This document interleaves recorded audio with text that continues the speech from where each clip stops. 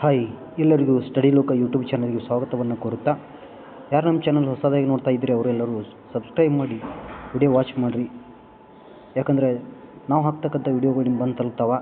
ಇದು very important questions in discuss in Bharat ಸಂವಿಧಾನದ ಕುರಿತು ಕೆಲವೊಂದು ಪ್ರಶ್ನೆಗಳು ನಿಮ್ಮ ತಂದಿದ್ದೀವಿ. ಬರ್ರಿ ತಡೆಯಾಕೆ ಮಾಡೋಣ, ಪ್ರಮುಖ ಪ್ರಶ್ನೆಗಳನ್ನು ಡಿಸ್ಕಸ್ ಮಾಡುತ್ತಾ ಹೋಗೋಣ. ಒಂದನೇ ಪ್ರಶ್ನೆ ನೋಡ್ರಿ, ಏನೈತಂತಂದ್ರೆ ಭಾರತ ಸಂವಿಧಾನವನ್ನು ಯಾವ ದಿನದಿಂದ ಜಾರಿಗೆ ತಂದರು ಅಂತಕ್ಕಂಥ ಪ್ರಶ್ನೆ ಕೇಳ್ಯಾರ.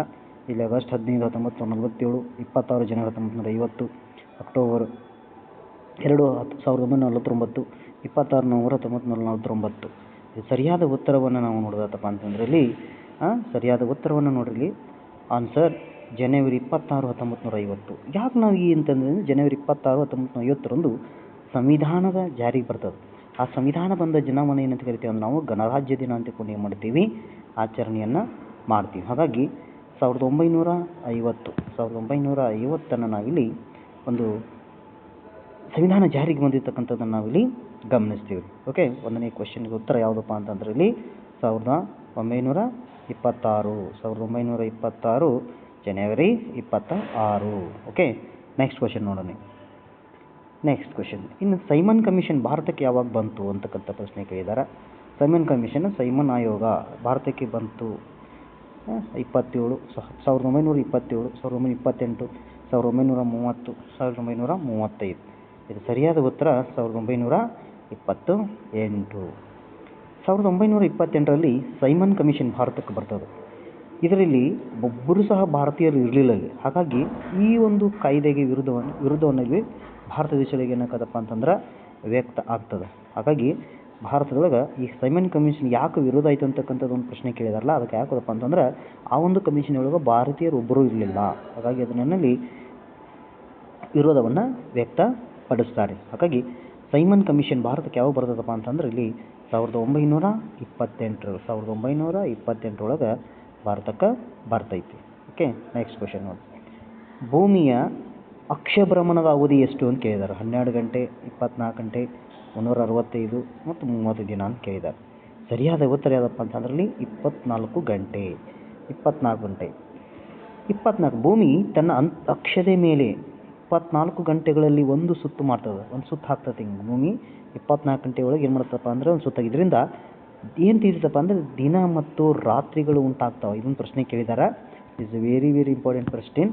ದಿನ ಮತ್ತು ರಾತ್ರಿ ಯಾವುದು ಉಂಟಾಗುತ್ತಪ್ಪ ಅಂತಂದ್ರೆ ಭೂಮಿ ತನ್ನ ಅಕ್ಷದ ಮೇಲೆ ಸುತ್ತುವುದರಿಂದಾಗಿ ಅಥವಾ ಅಕ್ಷ ಭ್ರಮಣೆಯ ಮೂಲಕವಾಗಿ ಏನು ಮಾಡ್ತಪ್ಪ ಅಂದ್ರೆ ಹಗಲು ರಾತ್ರಿಗಳು ಏನು ಮಾಡ್ತಪ್ಪ ಅಂದ್ರೆ ಉಂಟಾಗ್ತಾವೆ ಅಂತಕ್ಕಂಥದ್ದು ಪ್ರಶ್ನೆಯಲ್ಲಿ ನೆನಪಿಡಬೇಕ್ರಿ. ಓಕೆ, ನೆಕ್ಸ್ಟ್ ಕ್ವೆಶ್ಚನ್ ನೋಡಿ. ಪ್ರಮುಖ ಗ್ರೀನ್ ರೆವಲ್ಯೂಷನ್ ಪ್ರಮುಖ ವ್ಯಕ್ತಿ ಯಾರು ಅಂತಂದ್ರೆ ಹಸಿರು ಕ್ರಾಂತಿ ಪಿತಾಮಹ ಅಂತ ಕೇಳಿದ್ದಾರೆ. ಹಸಿರು ಕ್ರಾಂತಿ ಪಿತಾಮಹ ಯಾರಪ್ಪ ಅಂದ್ರೆ ಮಹಾತ್ಮ ಗಾಂಧೀಜಿ, ನೆಹರು, ಅಂಬೇಡ್ಕರ್, ಸ್ವಾಮಿನಾಥನ್. ಸರಿಯಾದ ಉತ್ತರ ಯಾವುದಪ್ಪ ಅಂತಂದ್ರೆ ಇಲ್ಲಿ MS ಸ್ವಾಮಿನಾಥನ್. ಇವ್ರ ಬಗ್ಗೆ ನೋಡೋದಪ್ಪ ಅಂದ್ರೆ MS ಸ್ವಾಮಿನಾಥನ್ ಅವರು ಭಾರತದ ಹಸಿರು ಕ್ರಾಂತಿ ಪಿತಾಮಹ ನಾಯಕ ಅಂತಕೊಂಡು ಕರಿತೀವಿ.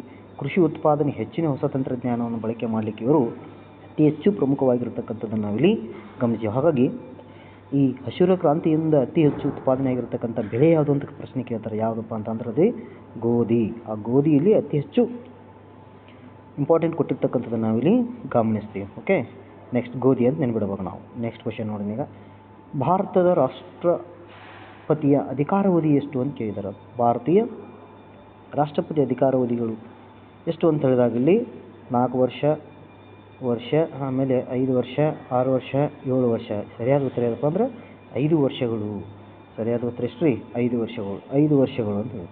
ವಿವರಣೆ: ರಾಷ್ಟ್ರಪತಿಗಳು 5 ವರ್ಷಗಳ ಕಾಲ ಅಧಿಕಾರದಲ್ಲಿರ್ತಾರೆ. ಇವರು ದೇಶದ ಸಂವಿಧಾನಾತ್ಮಕ ಮುಖ್ಯಸ್ಥರು. ಭಾರತದ ದೇಶದ ಪ್ರತಿಯೊಂದು ಕೆಲಸ ಏನಾರಾಗಬೇಕತ್ತಪ್ಪ ಅಂದ್ರೆ ರಾಷ್ಟ್ರಪತಿಯವರ ಮುಂದಾಳತ್ವದಲ್ಲಿ ಏನು ಮಾಡ್ತಾವಪ್ಪ ಅಂತಂದ್ರೆ ಪ್ರತಿಯೊಂದು ಕಾರ್ಯಗಳು ಏನು ಮಾಡ್ತಾವಪ್ಪ ಅಂದ್ರೆ ನಡೀತಾರೆ. ಹಾಗಾಗಿ ಇವರ ಅಧಿಕಾರಾವಧಿ ಎಷ್ಟಪ್ಪ ಅಂತಂದ್ರೆ ರಾಷ್ಟ್ರಪತಿ 5 ವರ್ಷಗಳ ಕಾಲ ಆಳ್ವಿಕೆಯನ್ನು ಮಾಡ್ತಕ್ಕಂಥದ್ದನ್ನು ನಾವಿಲ್ಲಿ ನೆನ್ಪಿಡ್ಬೋದು. ನೆಕ್ಸ್ಟ್, ಇನ್ನು ಬ್ಯಾಟಲ್ ಆಫ್ ಪ್ಲಾಸಿ ಯಾವ ವರ್ಷದಲ್ಲಿ ನಡೆಯಿತು? Battle of Plassey 1757, 1764, 1857, 1947. ಸರಿಯಾದ ಉತ್ತರ ಯಾವುದಪ್ಪ ಅಂತಂದ್ರೆ ಇಲ್ಲಿ ನಾವು 1757 1757 1757 1757ರಲ್ಲಿ ಪ್ಲಾಸ್ಟಿಕ್ ಅದನ್ನು ಏನು ಮಾಡುತ್ತಪ್ಪ ಅಂತಂದ್ರೆ ನಡೀತದೆ. ಇದು ಬ್ರಿಟಿಷ್ ಭಾರತದಲ್ಲಿ ಆಡಳಿತಕ್ಕೆ ಒಂದು ಭದ್ರ ಬುನಾದಿಯನ್ನು ಹಾಕುವಂಥ ಕೆಲಸವನ್ನು ಈ 1857 ದಂಗೆಯೊಳಗೆ ಬರ್ತದೆ. ಈ ದಂಗೆಯ ಕುರಿತು ಇಂಪಾರ್ಟೆಂಟ್, ಇನ್ನು ಸ್ವಲ್ಪ ನೀವು ಜಾಸ್ತಿ ಒತ್ತು ಕೊಟ್ಟು ಏನು ಮಾಡ್ರಿಪ್ಪ ಅಂತಂದ್ರೆ ನೆನ್ಪಿಟ್ಕೊಡ್ರಿ. ಯಾಕಪ್ಪ ಅಂದ್ರೆ ಇಲ್ಲಿ ಸಿರಾಜುದ್ದೌಲ ಮತ್ತು ಮೀರ್ ಜಾಫರ್ ಅಂತಕ್ಕಂಥ ಒಬ್ಬ ವ್ಯಕ್ತಿಗಳು ಬರ್ತಾರೆ. ಹಾಗಾಗಿ ಈ ಒಂದು ಘಟನೆಗಳು ನಾವು ಸ್ವಲ್ಪ ಇಂಪಾರ್ಟೆಂಟನ್ನು ನಾವು ನೆನಪಿಡಬೇಕಾಗುತ್ತದೆ. ಓಕೆ, ನೆಕ್ಸ್ಟ್ ನೋಡೋಣ. ಭಾರತದ ಉದ್ದವಾದ ನದಿ ಗಂಗಾ ನದಿ, ಯಮುನಾ ನದಿ, ಬ್ರಹ್ಮಪುತ್ರ ಮತ್ತು ಗೋದಾವರಿ. ಸರಿಯಾದ ಉದ್ದವಾದ ನದಿ ಯಾವುದಪ್ಪ ಅಂತಂದ್ರೆ ಗಂಗಾ ನದಿ. ಇದನ್ನು ರಾಷ್ಟ್ರೀಯ ನದಿ ಅಂತಿಕೊಂಡು ಏನು ಮಾಡ್ತೀವಿ, ಕರಿತೀವಿ. ಓಕೆ, ಗಂಗಾ ನದಿ ಭಾರತದ ಉದ್ದವಾಗಿರತಕ್ಕಂಥ ನದಿ. ಇದು ಉತ್ತರ ಭಾರತದಲ್ಲಿ ಪ್ರಮುಖ ಜೀವನಾಡಿ. ಉತ್ತರ ಭಾರತವಾಗಿರತಕ್ಕಂಥ ಪ್ರಮುಖ ನದಿ ಯಾವುದಪ್ಪ ಅಂತಂದರೆ ಉದ್ದವಾಗಿರ್ತಕ್ಕಂಥದ್ದು ಅಂದರೆ ಇದು ಗಂಗಾ ನದಿ ಅಂತಕ್ಕಂಥದ್ದು. ನಾವು ಇದನ್ನು ರಾಷ್ಟ್ರೀಯ ನದಿ ಅಂತ ಏನು ಮಾಡ್ತೀವಿ, ಗುರುತವನ್ನು ಮಾಡ್ತೀವಿ. ಇನ್ನು ಫಂಡಾಮೆಂಟಲ್ ರೈಟ್ಸು ಇದು ಯಾವ ಕೆಳಗಿನ ಫಂಡಾಮೆಂಟಲ್ ರೈಟ್ಸ್ ಅಂದರೆ ಹಕ್ಕುಗಳು ಯಾವ ಭಾಗದಲ್ಲಿ ಕಂಡು ಬರುತ್ತವೆ ಅಂತಕ್ಕಂಥ ಪ್ರಶ್ನೆ ಕೇಳಿದ್ದಾರೆ. ಸರಿಯಾದ ಉತ್ತರ ನೋಡ್ರಿ, ಪಾರ್ಟ್ 3 ಒಳಗೆ ಫಂಡಾಮೆಂಟಲ್ ರೈಟ್ಸ್ ಪಾರ್ಟ್ 3 ಒಳಗೆ ಏನು ಮಾಡ್ತಪ್ಪ ಅಂತಂದ್ರೆ ಈ ಮೂಲಭೂತ ಹಕ್ಕುಗಳ ಬಗ್ಗೆ ಏನು ಮಾಡ್ತಪ್ಪ ಅಂದ್ರೆ ನಮ್ಗೆ ಗೊತ್ತಾಗ್ತದೆ. ಮೂಲಭೂತ ಹಕ್ಕುಗಳು ಪಾರ್ಟ್ 3ನಲ್ಲಿ ಏನು ಮಾಡ್ತಪ್ಪ ಅಂದ್ರೆ ಇದು ನಾಗರಿಕರಿಗೆ ಪ್ರಮುಖ ಹಕ್ಕುಗಳು ನೀಡುತ್ತದೆ. ಪ್ರಮುಖವಾಗಿ 6 ಮೂಲಭೂತ ಹಕ್ಕುಗಳನ್ನು ನಾವಿಲ್ಲಿ ಅಧ್ಯಯನ ಮಾಡ್ತೀವಿ. ಹಕ್ಕುಗಳ ಬಗ್ಗೆ ಪಾರ್ಟ್ 3 ಒಳಗೆ 3 ಒಳಗೆ ಏನು ಮಾಡ್ತಪ್ಪ ಅಂತಂದ್ರೆ ನಮ್ಗೆ ಗೊತ್ತ ಬರ್ತದೆ. ನೆಕ್ಸ್ಟ್, ಭಾರತದ ಮೊದಲ ಪ್ರಧಾನಮಂತ್ರಿ ಯಾರು? ಮಹಾತ್ಮ ಗಾಂಧಿ, ಜವಾಹರ್ಲಾಲ್ ನೆಹರು, ರಾಜೇಂದ್ರ ಪ್ರಸಾದ್ ಪಟೇಲ್. ಯಾರಪ್ಪ ಅಂತಂದ್ರೆ ಭಾರತದ ಪ್ರಥಮ ಪ್ರಧಾನಿ ಜವಾಹರ್ಲಾಲ್ ನೆಹರು ಅವರು. ಭಾರತದ ಮೊದಲ ಪ್ರಧಾನಮಂತ್ರಿಗಳಾಗಿರ್ತಕ್ಕಂಥ ಅವರ ದೇಶದ ಅಭಿವೃದ್ಧಿಗೆ ಪ್ರಮುಖ ಪಾತ್ರವನ್ನು ವಹಿಸ್ತಕ್ಕಂಥವರು ಅಂತಕ್ಕಂಥ. ಹಾಗಾದ್ರೆ ಇಲ್ಲೊಂದು ಪ್ರಶ್ನೆ ಬರ್ತದೆ, ಜವಾಹರ್ಲಾಲ್ ನೆಹರು ಅವರಿಗೆ ಭಾರತದ ಪ್ರಧಾನಮಂತ್ರಿ ಆಗಿರ್ತಕ್ಕಂಥ ಸಂದರ್ಭದಲ್ಲಿ ಇವರಿಗೆ ಪ್ರಮಾಣ ವಚನವನ್ನು ಬೋಧಿಸಿದವರು ಯಾರು ಅಂತಕ್ಕಂಥ ಪ್ರಶ್ನೆ ಕೇಳ್ತಾರೆ.